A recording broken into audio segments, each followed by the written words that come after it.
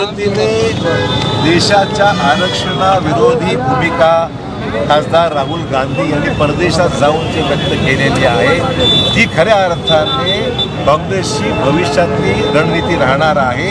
देशामध्ये एक भाषा वापरायची, आरक्षणाचा मुद्दा हा देशामध्ये उचलायचा, लोकसभेच्या निवडणुकीच्या वेळेस 400 जागा भाजपला आरक्षण बंद करण्याकरता हव्यात अशा प्रकारची वल्गना करून देशाच्या मागासवर्गीय गरीब लोकांची मतं घ्यायची आणि परदेशात जाऊन मात्र वक्तव्य वेगळं करून त्या ठिकाणी वक्तव्य असं करायचं की देशामध्ये आगामी काळामध्ये आम्ही आरक्षण रद्द करू अशा प्रकारचं वक्तव्य करायचं।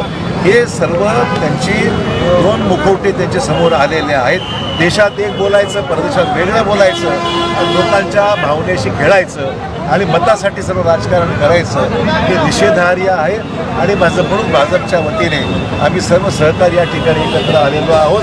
त्यांच्या या वक्तव्याचा निषेध करतो आणि आगामी काळामध्ये काँग्रेसची जी काही मुखवटा जो डुप्लिकेट मुखवटा आहे तिथे वेगळं इथे वेगळं भविष्यातली रणनीती स्पष्ट झालेली आहे आणि त्यामुळे देशाचं संविधानाचं रक्षण केलं पाहिजे, संविधानाने दिलेलं आरक्षण टिकलं पाहिजे हीच आमची भूमिका आहे। काल भास्करराव पाटील गोगावकर यांनी काँग्रेसमध्ये जाण्याचा घोषणा केली आहे, काय सांगता? ठीक आहे, नवीन लोकांना संधी मिळणार त्यामध्ये बरं झालं।